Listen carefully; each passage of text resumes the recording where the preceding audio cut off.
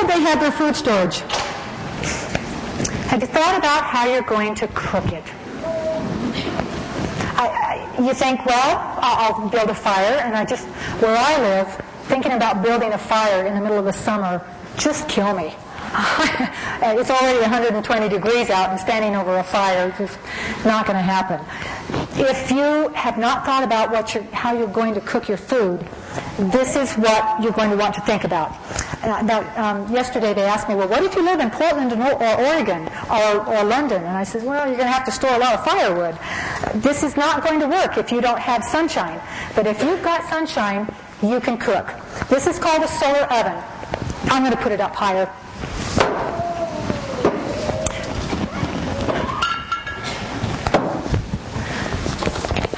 Solar ovens are basically an oven which uses the sun to cook your food.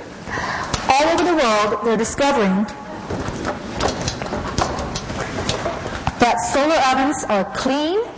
They use no fuel. It keeps the heat out of your kitchen. They've actually done tests, and solar-cooked food tastes better than traditional food. Everybody said, oh, this tastes better, and it's solar-cooked. And the best part is you're using a free source of energy. You're using the sun. There are hundreds of thousands of these being used all over the world. And for food storage, it is just a perfect fit. Because if you have no electricity, this needs no electricity.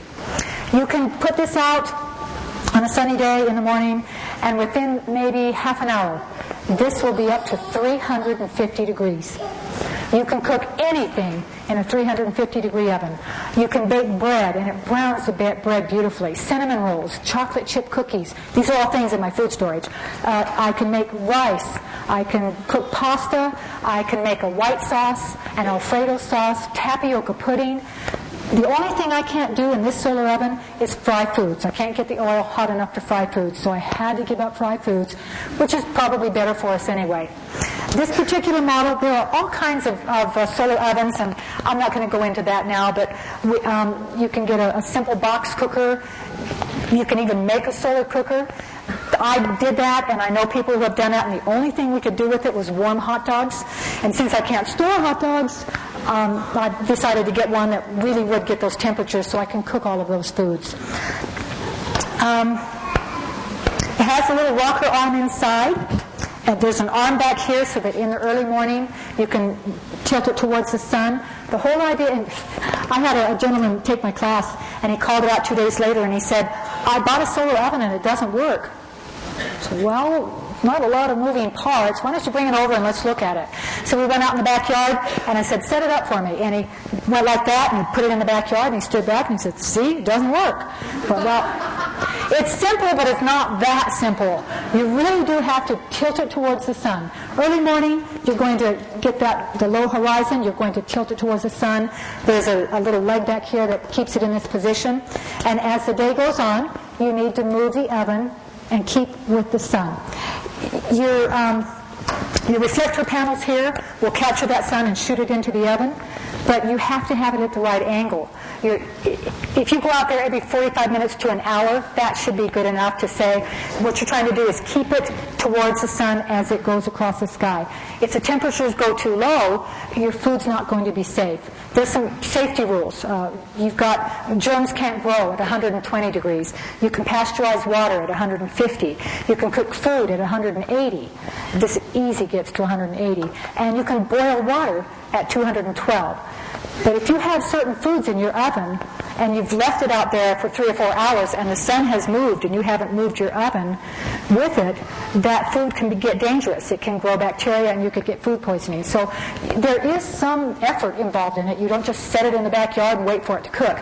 You have to what you're trying to do is when you lean your oven out, you want to get little or no shadows inside the solar oven. That's the secret. And this gentleman just thought he could stand it out there. So that's the secret. It's in your book. It'll tell you what kind of cookware to get. We can talk about that.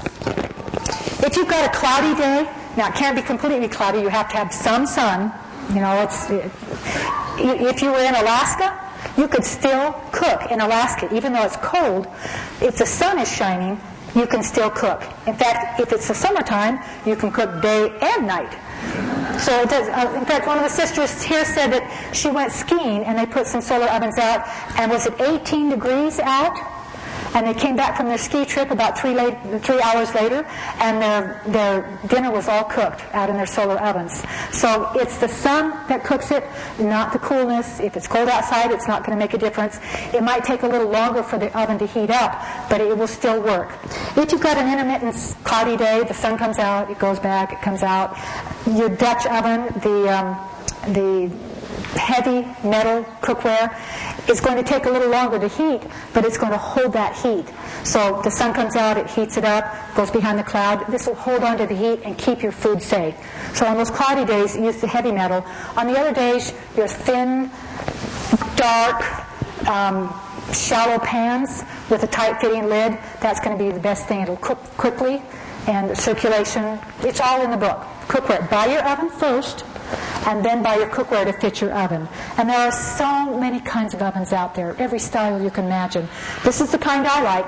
It has one of the bigger oven areas, but there are lots of them out there. If you have a big family, you might have to have two, because it's difficult to cook large amounts of food in a solar oven. You can sometimes put them in two separate pots, and that will help it to cook faster, or you can cut up the food into small pieces, and that will help cook it faster. But this really is, especially in the Southwest where we live, this is a really wonderful thing to have in your food storage. It's going to cost about $200, but if you buy them in bulk, if everybody goes together and makes a big order, you can get them for less than the $200. This is a great thing to have in your food storage for that worst case scenario. Okay, we've got, where's my last card?